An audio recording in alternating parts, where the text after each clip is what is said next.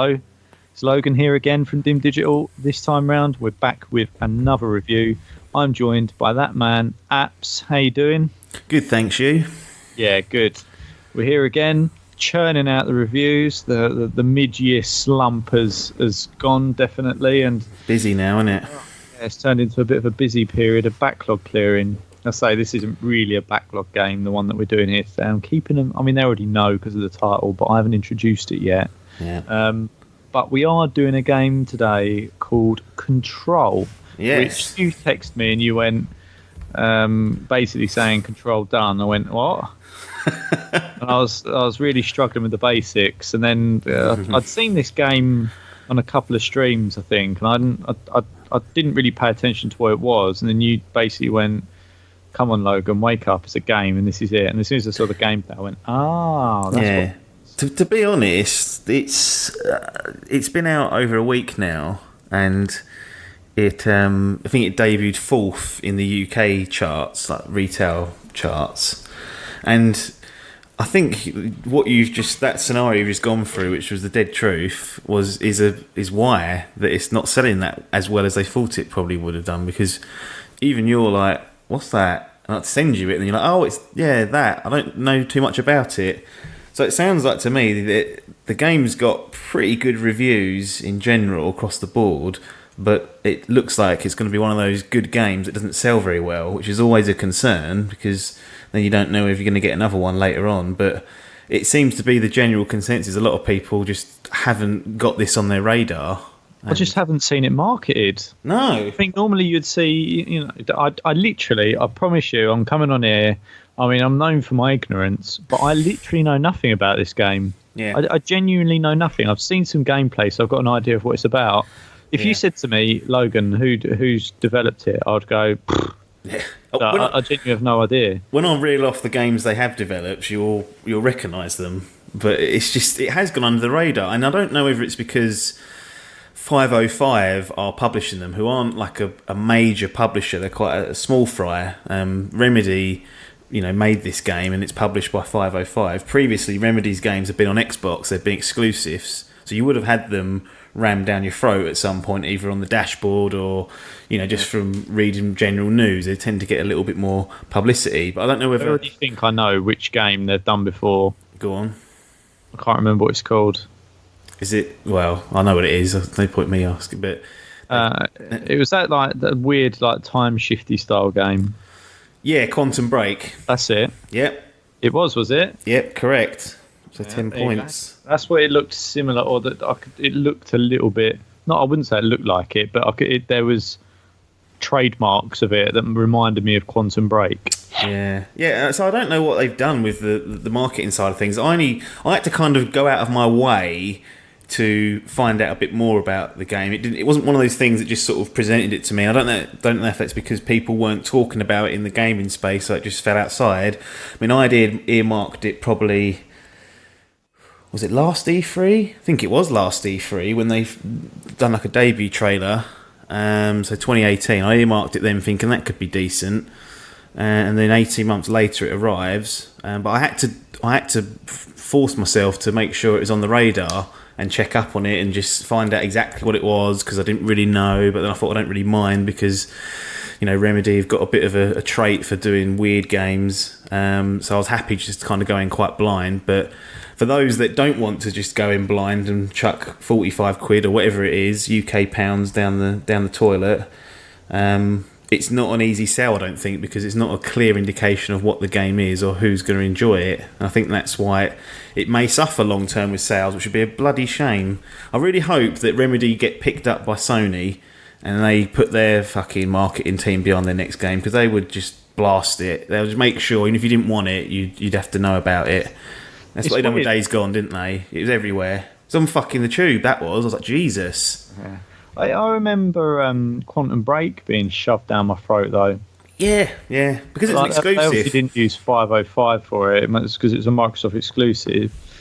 It's just weird. Like, the one thing you've got to get right in any business is marketing. Like, you got to do something. I think that's the point. You've got to let people know that your product's out there, and for some reason for this one, unless you're, as you say, like you, where you're like, right, I've earmarked that a year ago, and probably got a list somewhere like Adkins or something, and you get around to it and you go, right, when's that out? And you're being proactive around it, or that you're in the news and stuff and looking for latest reviews and stuff. Yeah. If beyond that, it's like me. If I hadn't seen a stream of it and you didn't want to do a review of it and you didn't play it, It would have gone. It would have literally passed me by. Yeah. Yeah. So I've got a feeling it won't be a financial success, but I think critically it's been doing pretty well, and I'm about to give you my particular thoughts on Control. But Remedy themselves, I've loved their previous games. They've done the first 2 Max Payne games. You know, back in the day, they were great titles. Alan Wake, which was also on the Xbox 360. Yeah. You'd have heard a bit about that, but survival horror sort of spooky stuff, so probably not your bag. Well, And then the aforementioned Quantum Break, which arrived, and I actually reviewed Quantum Break, gave it a bronze seal of, well, actually I gave it a buy it rating. That's when we were just doing buy it or bin it, and then retrospectively graded it to a bronze seal of approval, which translates to a 7 out of 10. There's all these algorithms you've got to do now to get all the old reviews in with the current system, and there's more changes perhaps coming for that algorithm to contend with. But I think that's a pretty strong lineup from Remedy. Like Quantum Break, the most recent one, was criticised because it contained 20-minute long live action sequences between missions. So you would complete a mission, which were quite long. They weren't short, but there'd be, you know, maybe 2 hours, an hour and a half, hour, something like along those sort of lines. And then there'll be a 20-minute sort of part of a TV show almost with live action, you know, with actors roaring around that you've seen in the game, but now they're in live action. And people didn't enjoy that. They do have live action in Control, but it is restricted to collectibles in the form of like videotapes or multimedia things like projectors that are reeling off videos and things like that. So they've still kind of got that weird obsession with trying to blend live action with games, but they don't ram it down your throat in Control. You know, Quantum Break, you'd have to put the controller down for 20 minutes and sit through what was going on. I think you could skip it, but then you go to the next scene and go, what's happened here then? So Control, they do a much better job of integrating it, and it's a decent change up sometimes, actually, seeing, you know, some live action bits and pieces in there. Yeah, it's a different approach to cutscenes, I guess. There's no cutscenes in this that are live action, so we're away from that. But Quantum Break, that's what it was. Like the main cutscenes were live action. Yeah. Which was weird because you'd see the actor, like the real life actor in the game, and then see them in their live action form and think, well, it's not even 1-to-1 there, and it just immediately pulls you out of it. Yeah. A lot more sensible about the way they do it here. It's, you know, less than 5% of the game that is involved, and it's completely optional, so you haven't really got to contend with it. But if you do go down that route of getting collectibles and things like that, some of them will be in like small like live action pieces, but it works quite well. I'm pleased to report back on. Did Ronnie say you can't skip any of them? Ronnie, he wasn't happy with the amount of collectibles initially, but as the game went on and as he was intrigued by the setting and the universe they'd created here, so he actually in the end wanted to read it all, so he did. Right, okay. Ronnie found it. There was actual desire there rather than a conflict between Ronnie and the self. Yeah, no, I don't mind sitting back and watching a video. I don't mind reading too much stuff, but the thing that annoys me about the reading part is when it's, you know, one item is 2 pages or 3 pages. When it's just 1 page or half a page, I can just crush through that fine. When you get half a book and you're like, oh, hang on, what are we doing here? What's this been put in for? Yeah, luckily controls are all short, but there is a lot of them. So if you're not careful, you can just keep going around from room to room picking up stuff and reading it. But you just got to be a bit sensible about how you digest those. And they spread themselves out as you go through the game more. There's less and less of them. Just in that initial approach, because it's so weird, the setting, you kind of need it in a way. To explain it. I guess. Yeah, and just set you up so you know what you're dealing with, really. Because there's no real setup in Control. It just starts, which is probably the right thing to do, because trying to do like it's so many of these games when they are like sci-fi, like this is a complete sci-fi like action game with supernatural bits and pieces happening. It's completely at one with that. But a lot of the time, you spend an hour of the game like, oh, this is so-and-so's normal life. This is how it was. He was at home with his wife, all this shit. And then something happens, and then all the world goes to shit. This one, you just start, and it's already mid-flow, and you're like, whoa, what's going on here? And you the characters in that situation as well, they just walk into this building, and it's like, hang on a minute, this ain't right. So you're kind of both at the same starting point in terms of your knowledge of what's happening. Yeah, I quite like the idea of that. It's kind of like, you know, it's a mystery for both of you, so you're just kind of figuring it out as you go along, and that's quite a different take. As you say, a lot of games like you to have that initial backstory. Yeah. So you know what you're doing. It's quite a nice, refreshing thing to sort of start a game like that and go, right, what's going on? She goes, oh no, let's find out, and you go, all right. Yeah, so that's exactly what happens. You take the role of this woman called Jessie Faden, and she's searching for her younger brother. His name's Dylan. He went missing when they were kids, and I don't think she's been searching for him since the day he went missing, but since she's became an adult, she's certainly like, right, let's try and find this fucker, see where he's gone. And her investigation leads her to the headquarters of the Federal Bureau of Control, which is where we get the Control name from. And you're probably sitting there going, well, what the fuck's that? What's the Federal Bureau of Control?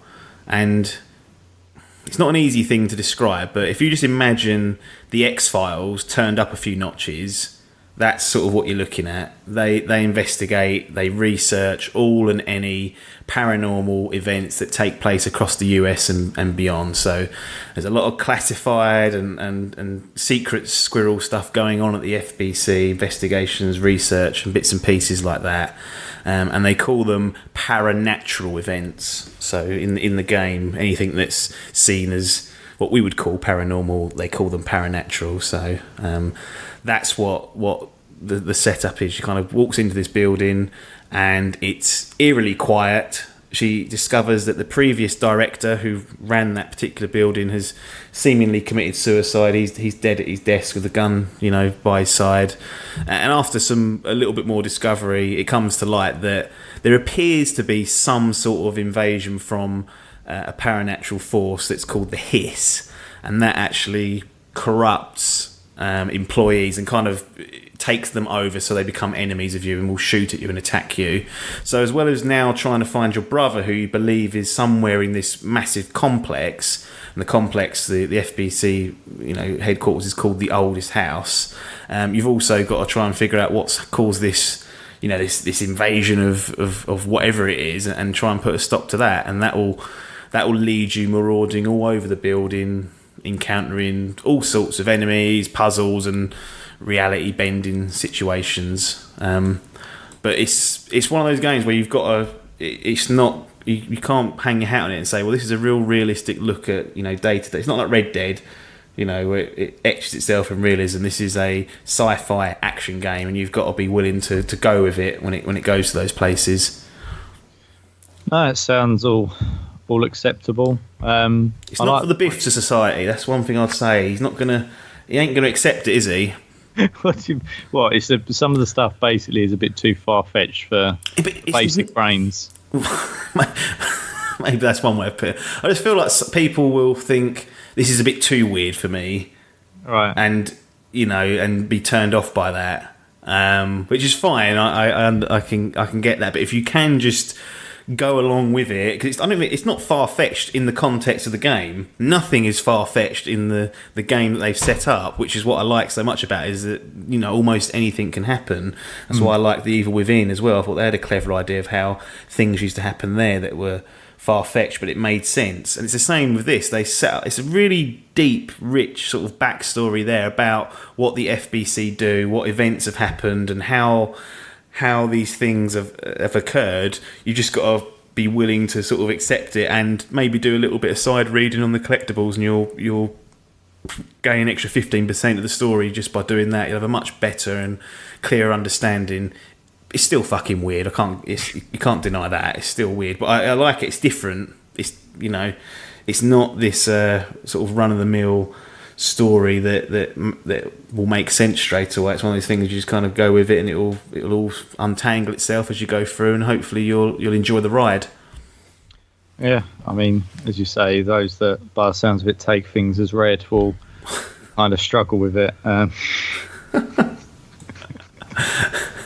Literally, my favourite thing to do on these podcasts is just put in little nuggets of inside jokes that will only apply to like 4 people, which, quite frankly, is half of the listener base. Yeah, I think half soon is. I think it's more than that, but but I just like doing it.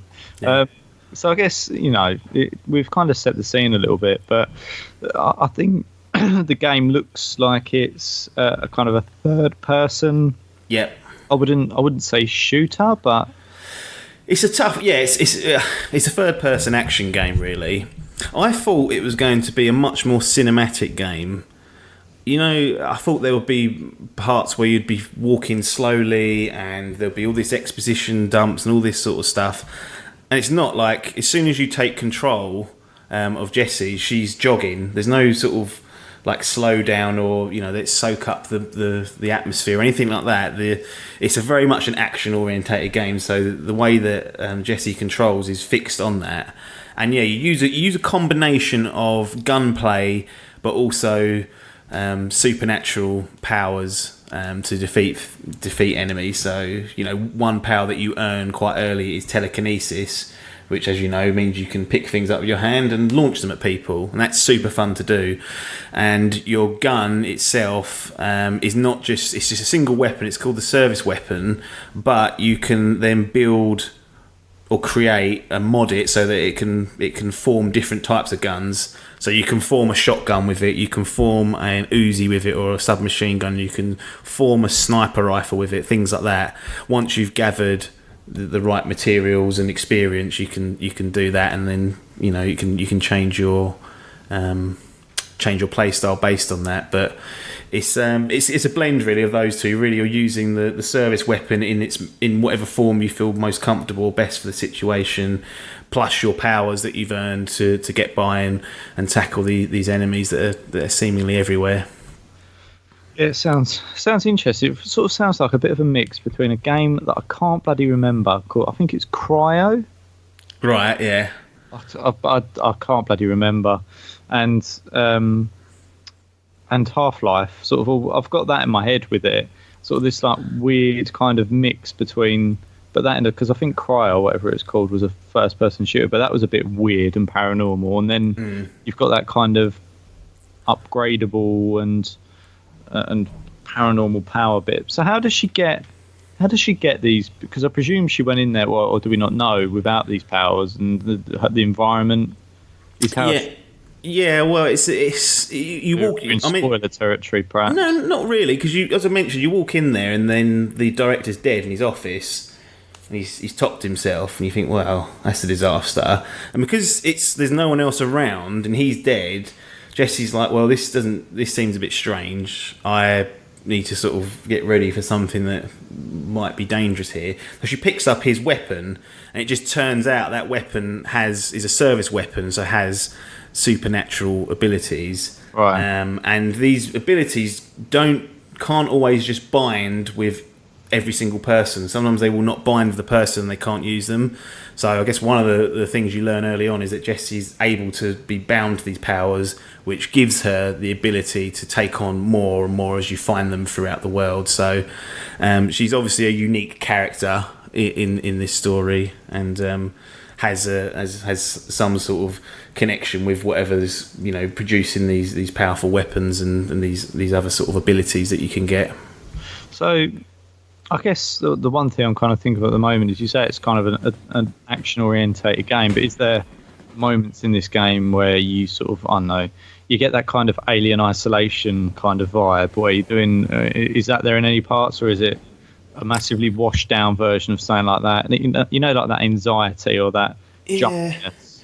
It's I don't say because you do become powerful throughout the game, and you're progressing constantly in the game. Like you're getting better, with every passing hour almost. So you feel you're never really exposed or left vulnerable in that sense. So it doesn't go for the Alien Isolation route where you have very little, if nothing, to defend yourself. You are equipped to defend yourself, but obviously you're dealing with paranormal stuff, or paranatural stuff as they call it, and that has its own level of sort of unease to it, because you don't really know what can happen, and there's reality shifting moments in it as well, so you're never really sure what might happen and what might be around the corner. It could be some horrible abomination that you could bump into eventually.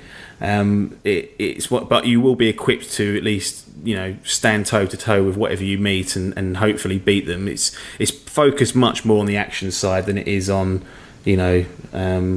horror or survival side. It's like, no, you're becoming more powerful. Go and absolutely blitz them as fast as you can, and do some real damage, and it really does facilitate that level of interactivity. Right. Okay. So it's more about facilitating that action vibe than it is about introducing any kind of fear or anxiety or scariness. There might be times when you're in that, but it's not really the goal of it then. No, yeah, and the only reason you'd feel like that is because just the setting might be pretty dark, and there'll be weird stuff happening, and that's the thing that will sort of get you, get attention from you. But once it all kicks off, you're like, right, fuck these fuckers up, let's do some real damage.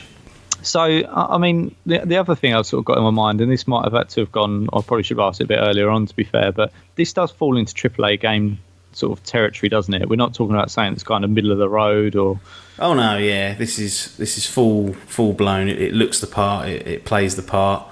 You're not going to you won't feel like you've overpaid for the presentation side of things. Certainly, Remedy have a little bit of a knack for making their games look quite unique, and Control's no different. It looks beautiful, and it fits right in with this paranormal tone, the reality shifts, and like the environments when it all kicks off, and you're pulling, you're grabbing radiators off the walls and smashing the place up. Like the destruction is insane. Like a nice silent office with no one there can suddenly look like a complete war zone in 30 seconds. And things like the physics and the lighting are really, really good in Control.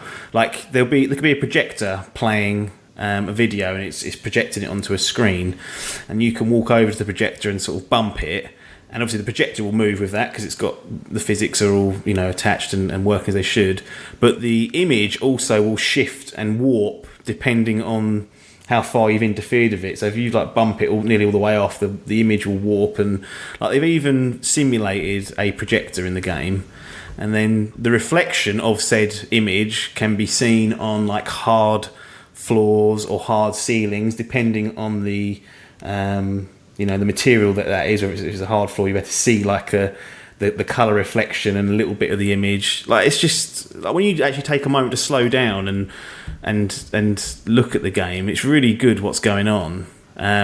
But that does come at some cost, because when it all kicks off, the frame rate can tank.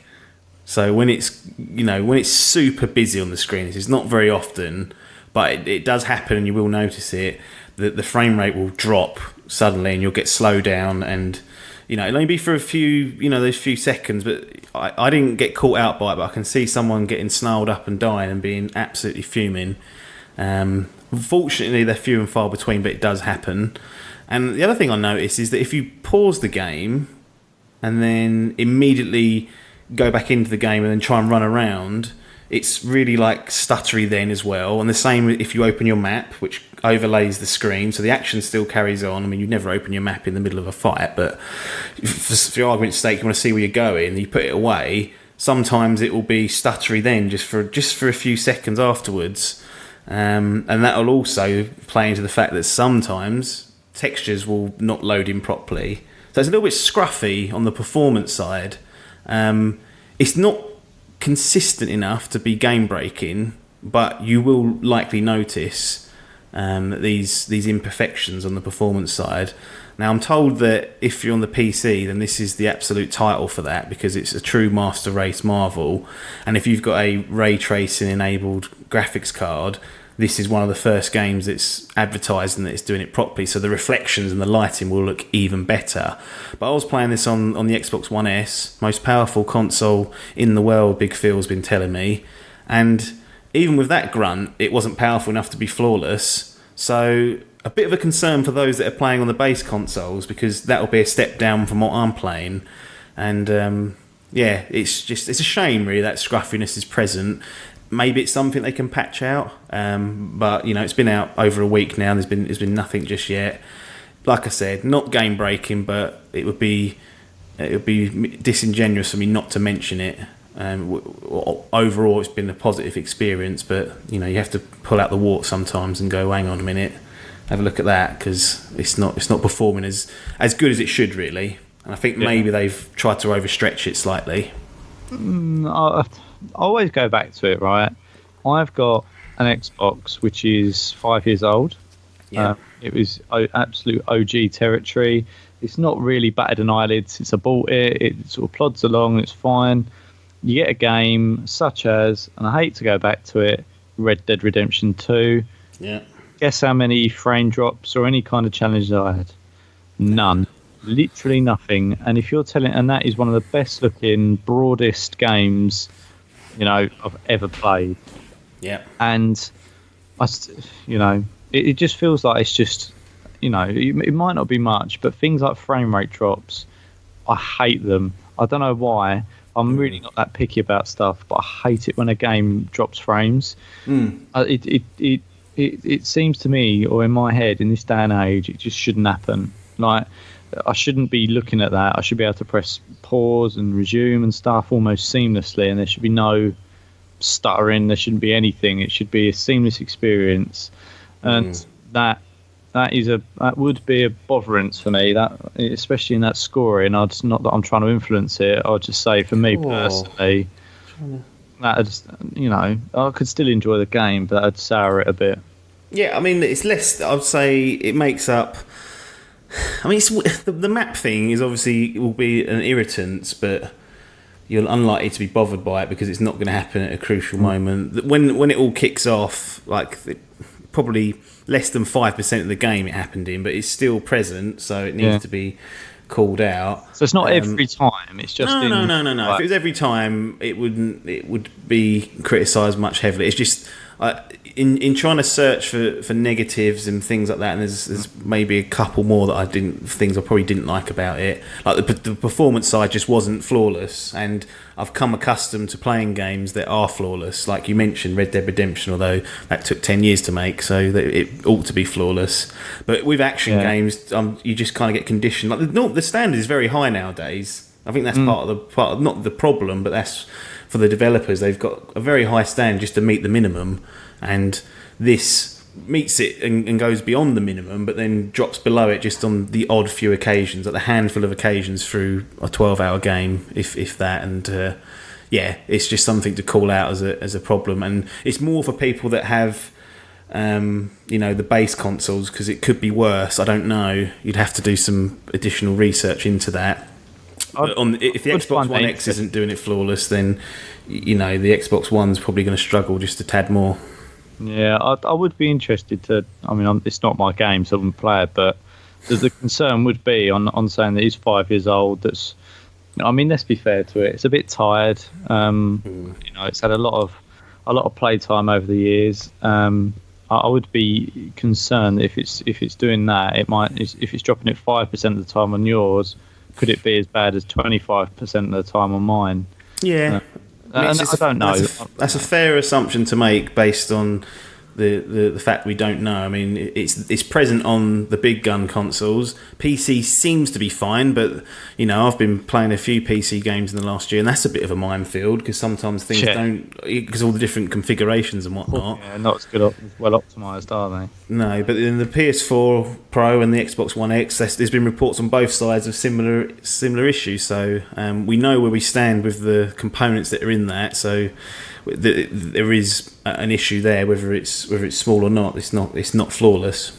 Sometimes I do wonder though whether I don't know if this is true, whether they sort of rattle them down a little bit for the base consoles. Actually, it might not look as good, but it might actually even perform slightly better. I don't know. Again, this is absolute assumption territory. No, there have been reports of some games being like that, where it's not trying to push 4K or a checkerboard 4K. It's just standing at 1080p or even 720p.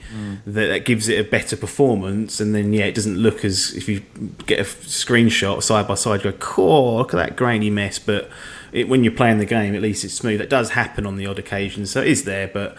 I would say that it's something to keep in mind if that's going to really bother you, but just know that it's the few and far between the instances I had, and I don't think this one sort of nailed on bad point is enough to derail what is otherwise a very good game that's got lots of interesting bits and pieces in it. Yeah.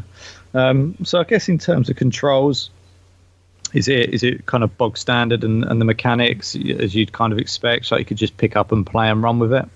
Yeah, I mean, that's one of the great things about Control is the combat's fantastic, and the one thing out of very many they got right is just getting the button mapping spot on. So what I find is in games where you get given several powers or abilities, they're mapped to one button, and then if you want to change power, you cycle into like a weapon wheel, won't you? And then you'll choose a different type, apply it, and then shoot or do whatever you're doing with it. What they've done with Control is that you don't have that weapon wheel to worry about, so you don't have to enable telekinesis. No, as soon as you learn it, it's mapped to the RB button. Then when you learn dash, that's mapped to the A button or the circle button, the B button or the circle button. So everything's mapped to the standard controls that are already in front of you. The only time you have to cycle to go through weapons is the different builds of your service weapon that I mentioned earlier. So you can only choose 2 of those at a time. So you could choose like the submachine gun version of it and then the sniper version of it. And then you can seamlessly just press X between those and it will cycle back and forth. But if you wanted to then go to the handgun variant, you'd have to go in the menu and apply that. But as long as you basically find what you're comfortable with, and then you'll stick to those 2 probably for the majority of the game. And as you learn more and more, they just naturally slot into your repertoire really easily, and it's just super easy to use. And it makes you feel like a badass, almost from the very first moment you get an ability, because it's just so easy to use. I can't describe how well they've implemented telekinesis. Like I won't necessarily be pointing at like a radiator. It'll be in my eyesight, and I think I could really do with getting that radiator and not that fucking cone or something that's lightweight. Yeah. But it'll grab the radiator. It just seems to always get the right item, and then it'll lock onto an enemy, and then you release the button, and bang, it will smash them. And if you've leveled it up enough, it can kill them in one blow or take a significant amount of their health. Like just switching between and combining all the abilities and the gunplay is really well done, because usually you'd be switching in a weapon wheel and it'll be going into bullet time whilst you're doing that, so you don't get hurt. Everything's on the control. You just set up your service weapon how you want it, and then you're off. You're just ability after ability, then a bit of gunplay. You're never left short, because the service weapon doesn't use conventional bullets. It has a cooldown, so you can fire it for a certain number of times, and then for like 5 seconds you can't use it because it's cooling down. It's the same with the abilities. They have an energy bar that will deplete each time you use it. So the real key is to be able to switch between those 2 attacks and keep them one of them up, so you're never sort of left defenseless. And it's not hard to do that. You'll soon become well versed in that because they make it so easy. Yeah, I think I really do think that having good controls and natural controls and the way that the game operates is such an important part of the game. I mean, just to use a really fresh example in my head, I've been playing Gears of War 5. Yep. Right? And every time I pick up this game and I haven't played it for ages, God, it is so frustrating to pick up the controls again.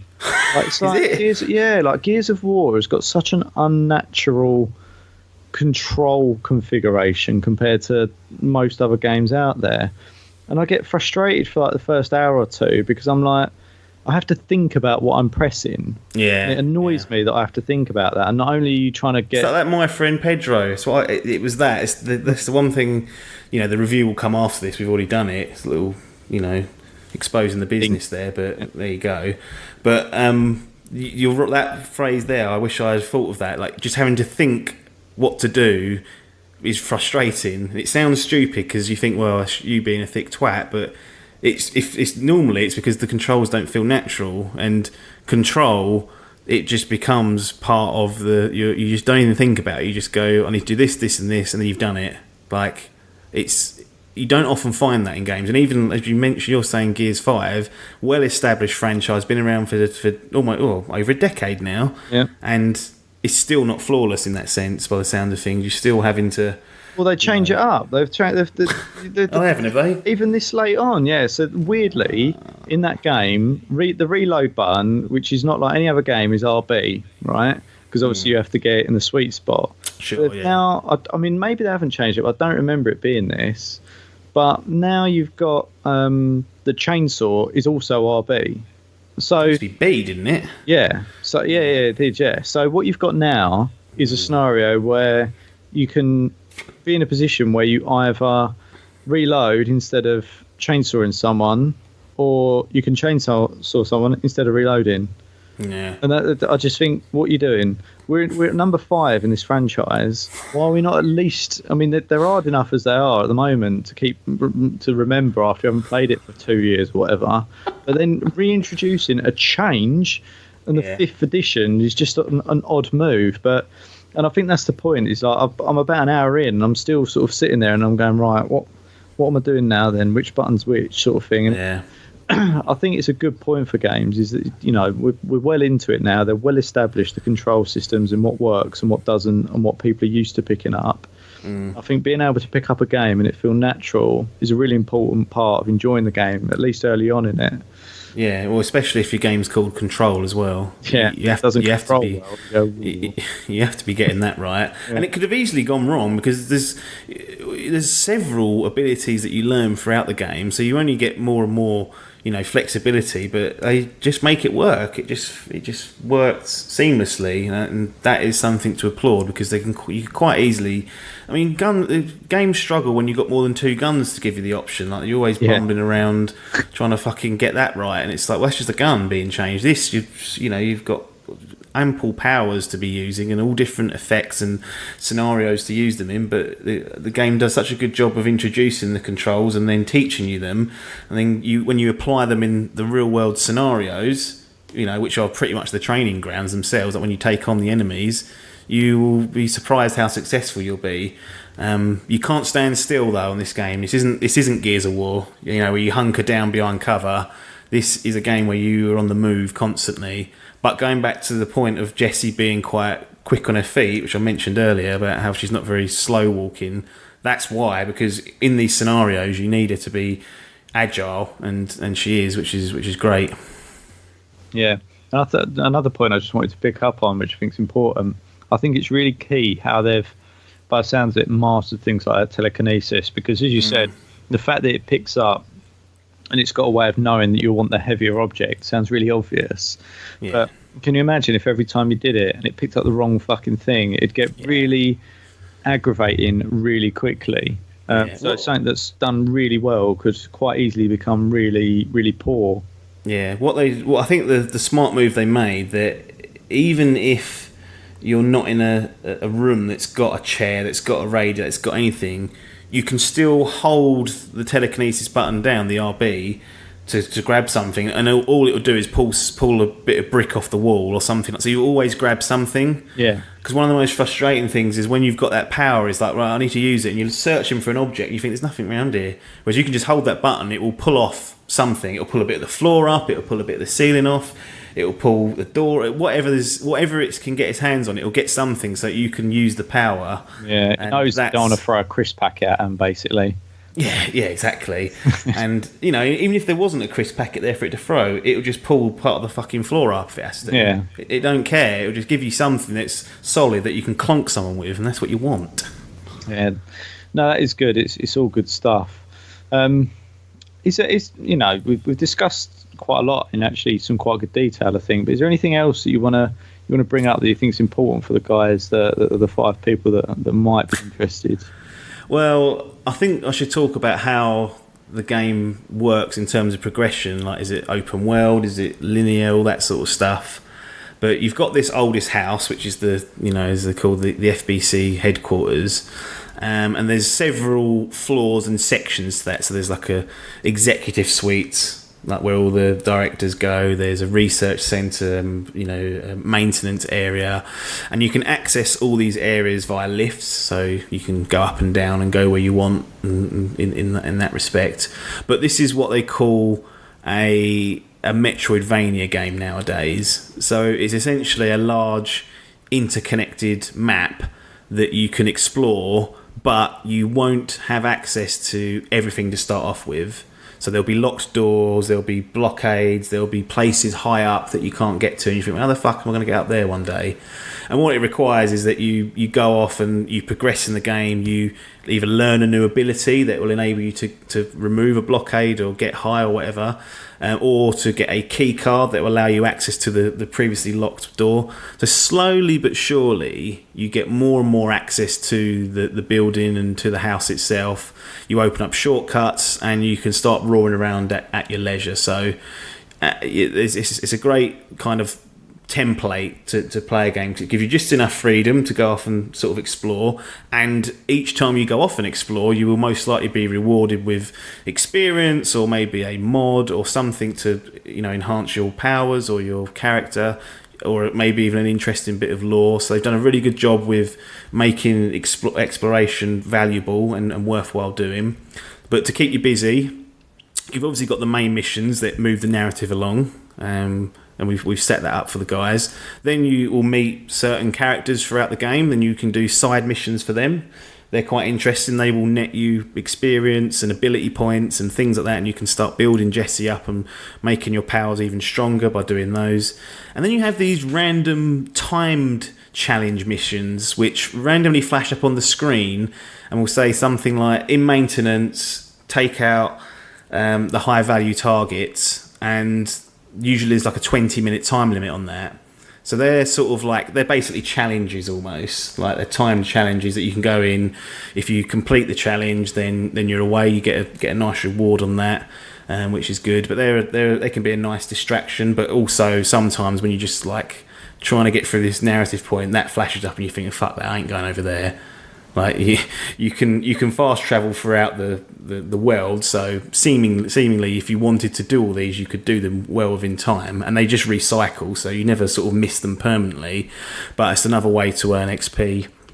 And then there are sort of lower level challenges that you can activate from a like a save point that's pretty good. So one might be kill 20 enemies with headshots. So it's almost like a play on like the daily challenges that you might get in a Games of a Service or as a fortnight, but you can just activate these and that will yield you a certain reward as well. So you're doing any of those 4 things will net you materials, it will net you mods. So a mod might be something that you can apply to Jesse that says energy depletion is 20% less, which is handy, or it might be a mod that you apply to your service weapon that says you have more bullets before running dry or going cold. And you also get experience that you can use to upgrade your powers and bits and pieces like that. And you can also upgrade your weapons so they have more mod slots or more powerful. And yeah, you go through the game, you learn more and more abilities, you build new versions of the service weapon like I mentioned, and you're constantly making progress, which is which is really good. And the reward for exploration, like I said, is great as well. And it's the combat and the design and how you progress is really good. They've got those 2 points nailed down. They're very, very good. The only thing I would say about the way the design is the checkpointing is not the best. So there's these points in the game called control points that you can, you save at, like a little, like, not a safe zone because enemies do go in there, but you can hold X, and then from there you can upgrade your abilities or build a new mod or something, like just take a timeout or whatever. But you'll always, if you die, you'll always go back to the last control point that you put your hands down on and sort of rested at. So you have to just make sure when you're going places, if you see a control point, just to go through it and activate it, because you will die and go back quite a way back over the other side of the building if you're not careful. It's a weird thing to put in, I think, because I'm used to games where you die and then you're in the room previous, you just walk in and redo the encounter, whereas this takes you back as far as you've been in terms of your physical location to the last time you touched one of those control points. The weird thing is, if you pick up 100 collectibles before and then die, you keep all your collectibles and all your upgrades. So it's only your physical location that's put back, which I think is a little bit odd. I think I'd have preferred it if it was a little bit more lenient on that side and just put you in a sensible place, sort of not far away from the encounter you just were. Yeah, that sounds a bit. Some of the stuff you're describing there reminds me of some like an older style game. Like some of the stuff they do reminds me of that, where you have to go specified save points. Doesn't have necessarily auto save points, and the way that's the thing. It does have auto save because it saves all of your abilities, all of your collectibles. Your physical location will be tied to the last control point, and that's like your spawn point almost. It's just an odd thing to have when all your other stuff is retained. Like, there's no punishment for dying other than having to walk over to where you were previously. So you just think, like, well, why not just put the checkpoint in? Yeah, basically, yeah. It's a bit of an odd way of doing it. I like the idea of the fact that the whole game's there already, essentially, and that some areas are locked off and you can go back based on stuff later. I quite like that. I mean, that's because you see something and you go, oh, not for me yet. What's that going to be, sort of thing? It gets you thinking what might... And you always think, oh, that's impossible, I'm never going to be able to get to that. And then by hook or by crook, you would have got there by the end of the game. You would be surprised.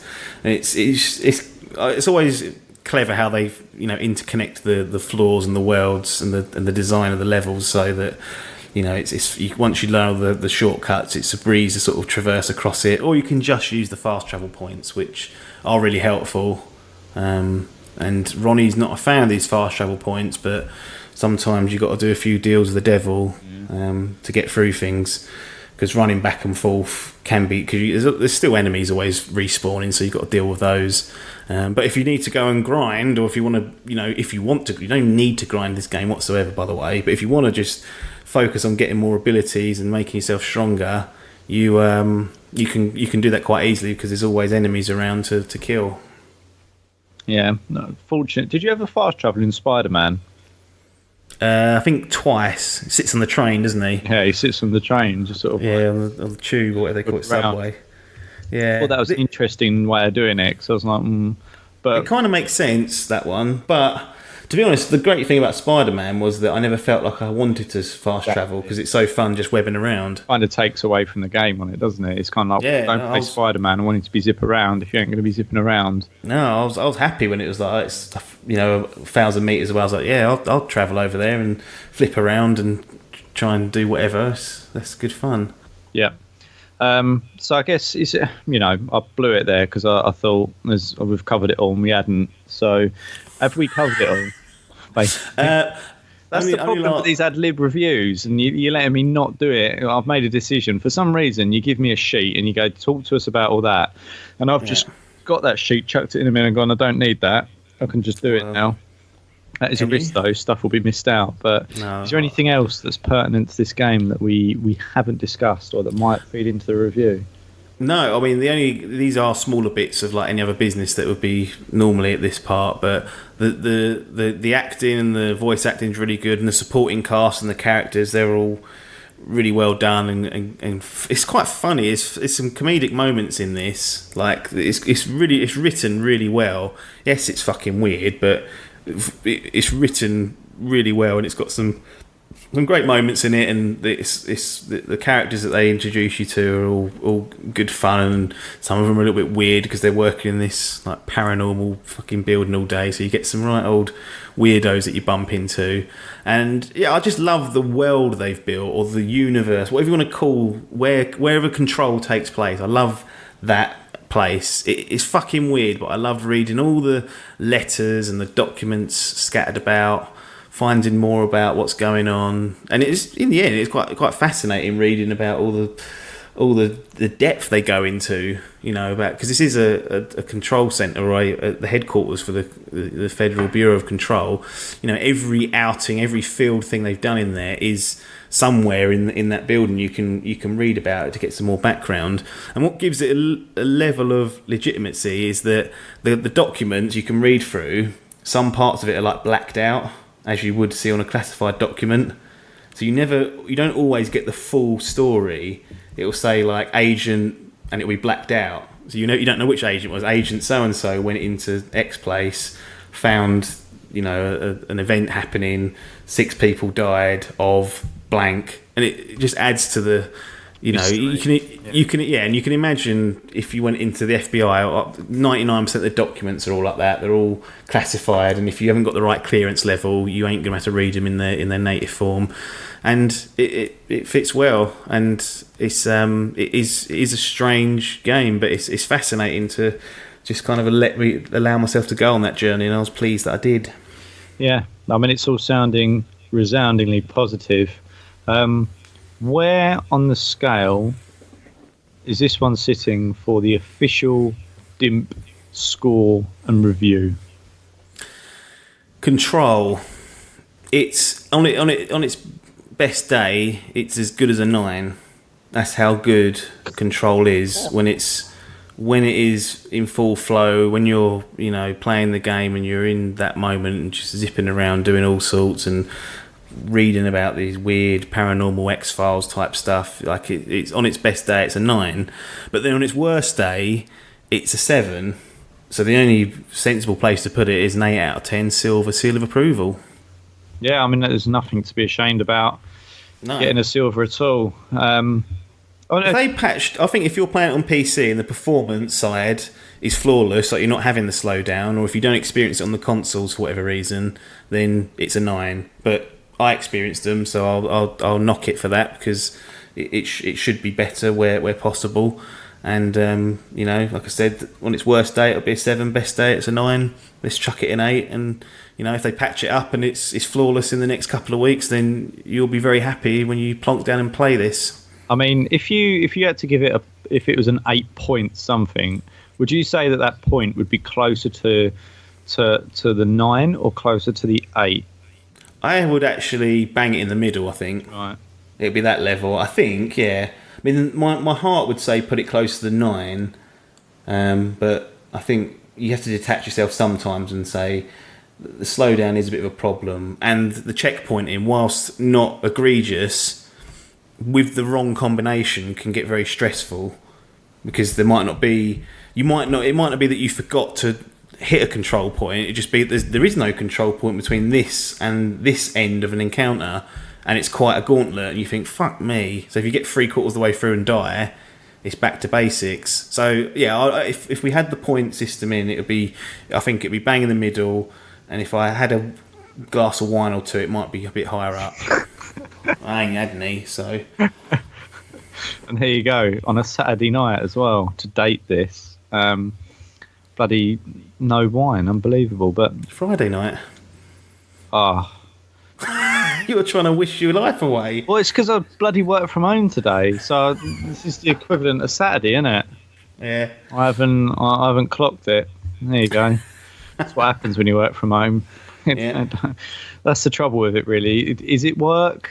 I mean, it is, but your brain gets tricked because you ain't actually been into that office. But anyway. No. If you're an employer, I'd say don't let them do it. But as an employee, definitely working from home's the title. It is nice to do every now and again. I do like it.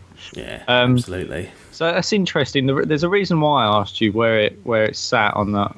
If you gave it a pointing system, because I just wanted to see where you were in comparison to the small fry of other reviews. I mean, when I have a look on OpenCritic, which is our new feature, yes, to see where your review sat, the top critic average for this game is 84, which is pretty bloody high, really, and it's 90% recommended.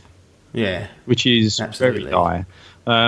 So it's got reasonable scorings, but when we go into the old reviews, as we do, sort of BAU, the first one we get to is IGN.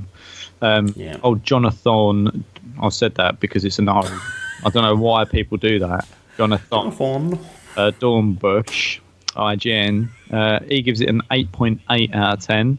It says Control is set in an engrossingly weird paranormal world that I couldn't help but explore. Yeah. That's really hard to say. Set in an engrossing... In an N. That's the trouble with it. You constantly pick holes in these. Well, they're supposed to be literary, right? They're supposed to... And literally together, he said, in an N. It's like, what are you doing? INANEN, and I've got to try and say that. Anyway, then we've got Eurogamer, which we gloss over because they're prats. And then you get to PC Gamer, where we've got James Davenport, and he says 88 out of 100, which in normal money is 8.8 out of 10. Hold on, before you read this one. Yep. Right. What are they? I wouldn't be comfortable saying that in my review, just for fear of spoilers. I mean, the audience now are wondering what we're saying, because I would not put that in my review, is what I'm trying to say. Why have you got to mention that bit? Why is the ending getting mentioned at all? Is it? You on PC Gamer, yeah? Yeah. I haven't actually read it, sorry. Right. Right. Yeah. He gives it an 88 out of 100. Don't go and look at that if you want to play this at the moment. I mean, it depends how sensitive you are to spoilers, but... Why would you... What's the need to talk about an ending of a game? Like, in any... What's the... Whatever way you dress it up. It's a good job that you're... Because I would have walked straight into that. Well, people probably wouldn't be that bothered, but I just don't... I was thinking just on... Why even risk it? Why even risk saying something... about the ending at all? Like, I don't understand that. I never will. It's unusual, I must admit. Look, you've got 15 hours of gameplay, and you go, "Well, hang on, let's just focus on what happens right at the angle." No, let's not focus on that. Basically, if we cut out the first bit, it says, "Propped up by an abundance of mystery, wonder, and glorious room-destroying combat." Yeah. So that's good. There you go. Metro, who we like here at Dimp Digital. Usually a reliable indicator. 8 out of 10. And he says, the flawed storytelling squanders its full potential, but even with a few missteps, this is still one of the most enjoyable action games of the year. So that's a better way of doing it. If you've got a problem with an aspect of the story, that's a better way of generally just describing that, isn't it? Well, yeah, just putting it into one thing, just going, the story ain't what I wanted, and you go, right, okay. Yeah. We'll do one more because old James Davenport blew it. Games Radar. Yeah. See, they do it right, Game Radar. We like Metro, but Game Radar better because they use the one true grading system of the 5-star system, which here at Dimp Digital, Apps and Logan are a big fan of. There are some resistance within Dimp Digital to use this for other things. You know, they prefer the 10 out of 10 system, which is one we use, but archaic, really. But he says, he or she, actually, we don't know, the perfect blend of narrative and gameplay, which is at odds with the bloody last review, and this is the difficulty. So the perfect blend of narrative and gameplay, coherency and strangeness. Control is a game we'll be talking about for generations. I'm not sure we will, Games Radar, because no one knows about it. No, we won't. Yeah, that is the problem with it. We probably won't, but That's unfortunate. But what's interesting there is that the none of them have mentioned any of the performance issues at all. Two of them have taken dings at the narrative slightly, which is fair enough. I always find that's a little bit subjective. But no one's gone after the objective problem that there is slowdown. Makes you wonder, doesn't it? Down and just see if there is anyone that has taken a pop at it. For that. Daniel Casada at Hobby Consolas says, on the other side, the exploration is unnecessarily frustrating and the graphical department feels as a mixed bag. So he's kind of called that out, but I don't know if he's not necessarily said the performance, but I think that's what he might be getting at. Yeah, I guess you could bundle in it all to one. So it is a bit of a mixed bag because it's great in some aspects, but then in others it's in some very specific circumstances it's a bit of an annoyance. It's just sloppy. Yeah, but none of these top critics have called out specifically any frame rate issues or anything, or performance problems. So I found one right at the end. God is Geek.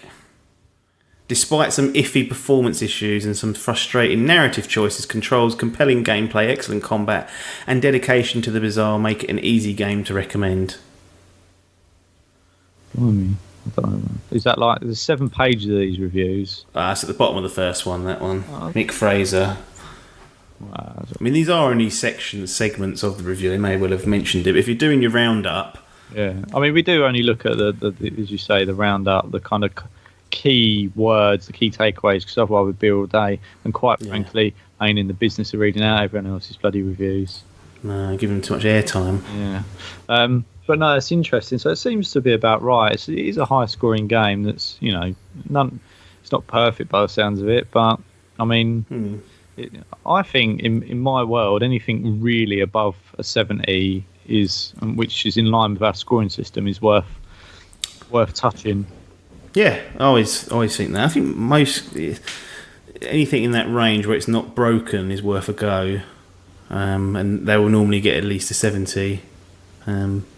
But it depends on the type of game it is and narrative or what. I ain't gonna be sitting there playing a 70 rated JRPG for 200 hours, for example. That has to be like 9s out of 10 for me to get sniffed on that. So depends on the game, but good start for what's going to be the rush, I guess, of games from now until the end of the year. Yeah. There'll be a good few decent set of games coming out, but looking at the end of end of the year will come quicker than we always anticipate and we're never prepared for. But in terms of game of the year, I think it's going to be quite an open one. It'll be interesting to see if anyone in these last few months can really stake a claim in the ground and say, no, that's mine, because at the moment I haven't really got a clear idea of what's going on that front. Yeah. Just out of curiosity, did anyone pick this for the draft? No one. Fucking hell. No one. And to be honest, I don't think I would have, in all honesty, unless I just wanted a game that was going to come out, because of the negative reception that Quantum Break got around the live action stuff. I mean, that ended on like a 77 with a 64% recommendation, but a 77 at this stage of the game of that draft is nothing to be sniffed at. There's people scrabbling. They're going to end up with poorness. My tack next year, I think the key is to pick games, and it's not always easy to call, but pick games that are going to come out, because that's where the blower is, and that's what I've chucked through this year. Is I've got 4, I think, off my list that actually, I blew one, I subbed one in, and then ain't coming out. But anyway, I subbed one out before it ain't coming out. Yeah, and it turns out it is, and the one that I subbed in ain't. So I was like, piss. But that's the thing to do, and these ones that are reasonably well polished and everything, and a AAA are normally a pretty good banker for that, because they don't want to be waiting too long. No. But anyway, so I think we should shut this down. I think that's the right thing to do at this point. An hour and 5 minutes in. Cool. Yeah. So another one in the bag from apps. Gaming Wonder Streak continues by the looks of it. We'll see what's next. No doubt we'll be back here to talk to you guys about it and give you the Dimp lowdown. But in the meantime, thanks for your time and ta-da.